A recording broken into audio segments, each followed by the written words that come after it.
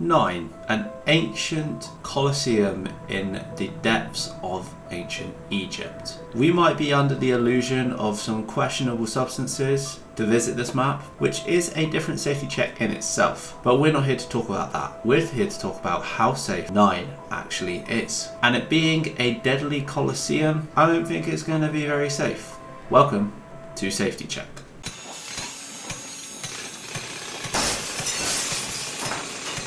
Here we are on a lovely sunny day in ancient Egypt on the map 9. Now, it might not look terrible, although you could see some certain issues around here, but there are definitely things we have to consider on this map. And of course, as always, we will start with the low tier risks. And the first one, which is always pretty much our first one, let's be honest, is going to be tripping hazards. Now, just in the spawn room itself, we can see a few little bits of wood and shields that have been thrown around on the floor, which are not majorly gonna cause us issues, but they could still be tripped over. Then we have these uneven walkways down each section, which could again be another risk. And then when we start going deeper down, we start to see uneven surfaces and just more debris on the floors, which could cause an issue. I mean, all of this is something that you could trip over and potentially hurt yourself. And again, in the main room, more rubble all around, and it just doesn't get better. So considering we're probably fighting for our lives running around here on unstable paths like this, it is going to have to go down as a risk, and it is going to get a 70 out of 100. Moving on from this, I can see down here, it's not very clean. I see lots of corpses lying around. I'm seeing blood all over the floor. It's not a good sign. And bearing in mind that people are getting kept in these kind of cages, you know, probably not very safe anyway, or nice, it's also not hygienic for them, although that's probably the least of their issues. And I mean, look at this here. I mean, all the fighters have just been thrown down here into a massive pile. That is screaming unhygienic as hell. Really not a good sign. And for that reason, I am going to give it a 60 out of 100. Moving on from the hygiene issues that this map has though, we are going to talk about the low tip burns. There's a lot of candles on this map, like everywhere, which, you know, could tip over and potentially cause a fire to break out. And this kind of carries on throughout the whole area. I mean, how else are you going to really light down here apart from with torches and candles? But, you know, you have to take that into consideration. For that reason, it is going to get a 70 out of 100. Now, finally, in the low tier risk category, we are going to talk about equipment used on the map. Now, obviously, this isn't modern day, so the technology looks slightly different when it comes to equipment. But we want to talk about equipment such as these contraptions in the back, which are used mainly to torch people, you know, not great. And then obviously you have lots of different weapons like axes and spears, etc., just laying about. Anyone has access to them. It's not very good. I mean, if I wanted, I could just go into any room and pick up a bunch of weapons to start chopping people down with. Not safe at all. And for that reason, it is going to get a 70 out of 100. Okay, let's move on to the medium tier risks now that we've spoken about the low tier risks. And we're going to talk about fire again. High grade burns this time. Now there's two pillars just in the starting room alone that have big fires in them, and they're surrounded by wood, which isn't a good combination because they could obviously burn. And on top of that, you just look around the outskirts and there are big bowls of flame everywhere to be seen, which could get knocked down accidentally, you never know. Could be a risk. On top of that, you've got to remember at a certain point, we actually have these little contraptions here which spew out a lot of fire and can block us off when we're trying to run away from the undead. And as I mentioned earlier, the only source of light down below is through fire, whether it be candles, torches, or just big bowls of flame to light up our path, such as these bad boys here, just completely covering the area. So I am going to have to jot it down, and it is going to get a 20 out of 100 because there is a lot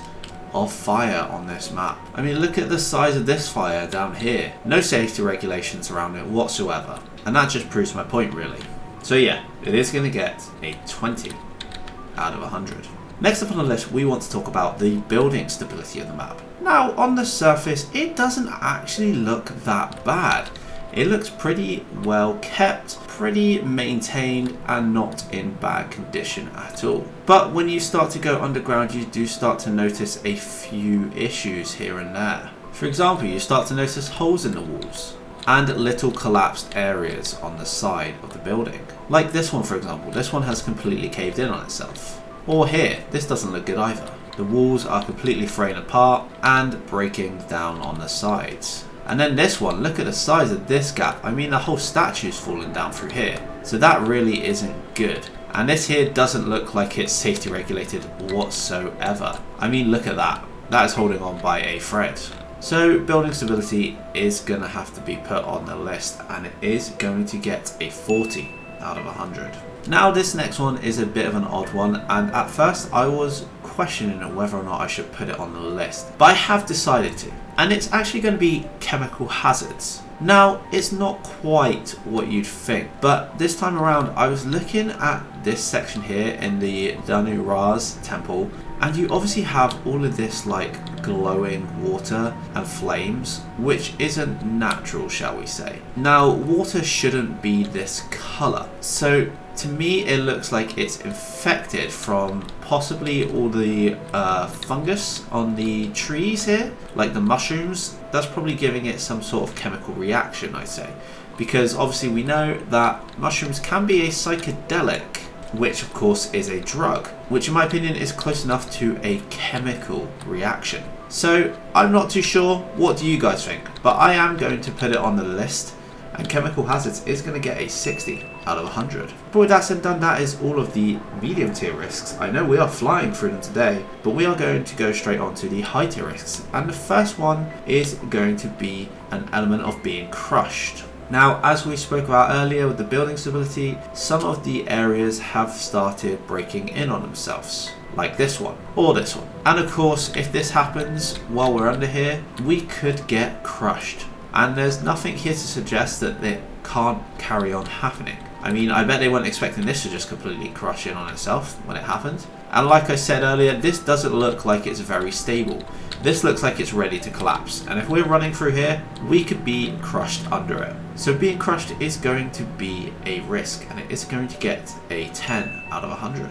Next up on the list though, we are going to have Impaling. Now, if you haven't noticed, there's a lot, and I mean a lot of spikes around this map. I mean, there's spikes on the outskirts of the map where we can't get to. There's spikes on the inside of the map that we can get to, and some people have gotten to by the looks of it. And this doesn't stop anywhere. I mean, there's spikes here. Obviously, all of the weapons are spears, etc., which are spikes. And I mean, look, it just carries on no matter where we are. There are elements of spikes around us which we could be impaled by. And I mean, even to get Pack-a-Punch, I know you can't see it now because I've done it, but we had to put heads on spikes. Can it get any more dangerous? I don't think so. So yeah, Impaling is going to get a 5 out of 100. Last but not least, for the high tier risks, we are back in this room and we are going to talk about all of the water that is on the floor, because this could be an element of drowning. Now again, it's not a huge amount, but it is here and it could be a risk because we know how shallow it has to be to drown.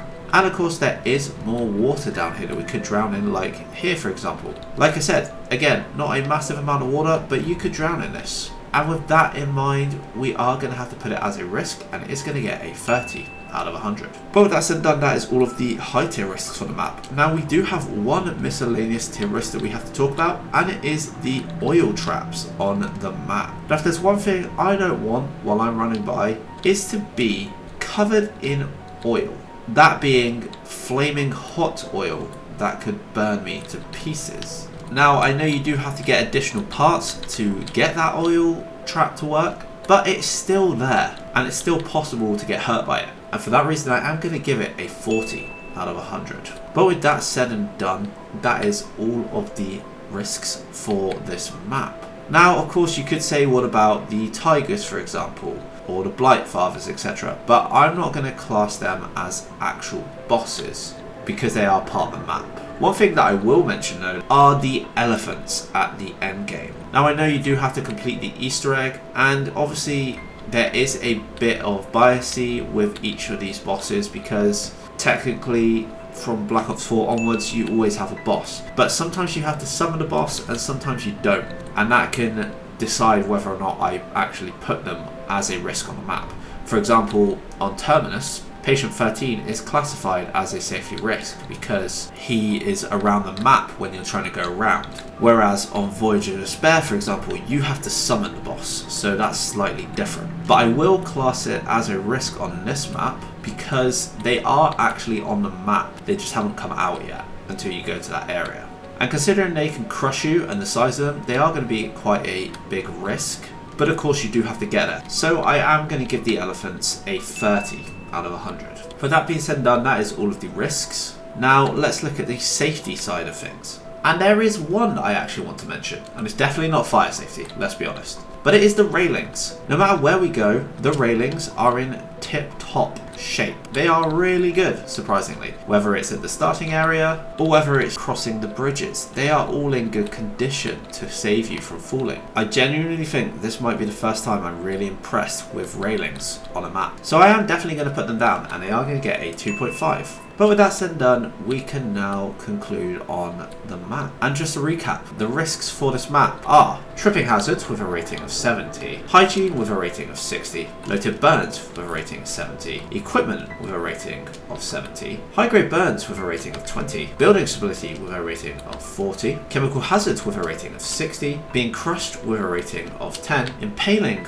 with a rating of 5, drowning with a rating of 30, oil traps with a rating of 40, and the elephants with a rating of 30. Now when you put all of those scores together, you get a grand total of 50.5 out of 100, which is actually pretty good all things considering. But you do have to give it a -5 because there are over 10 risks on the map. On top of that, there are also 5 high tier risks on the map thanks to high grade burns being so low because of reasons like this, like we mentioned. So it does get a -10 added on, but it does also get a plus 2.5 for railings, which were in very good condition, as I previously mentioned. So with that said and done, and putting all the scores together, 9 actually gets an overall rating of 43 out of 100. Now that is actually pretty decent because I thought it was going to be really low originally, but it actually has impressed me. Even though it's not great, it's still a lot better than most. And when you look at it from a ranking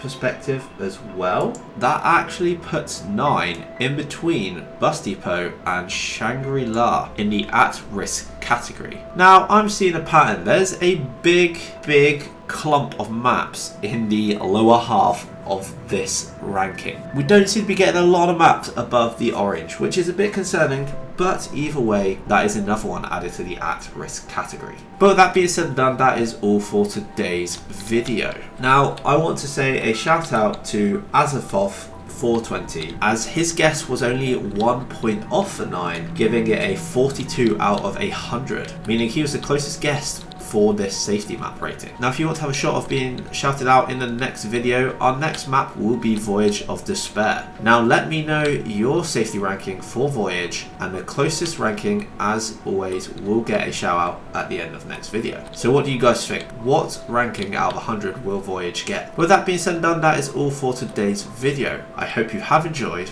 and if you have, make sure to leave a like and subscribe for more. The support is always greatly appreciated. But for now, I want to get out of this fiery hell trap as I get burnt alive. I need to get out of here quick. I don't know who I have to defeat, but I need to get it started straight away because I need to get out of here. Or maybe I just need to get out of this lucid, drug-induced dream. So I'm going to focus on that, and until next time, stay safe.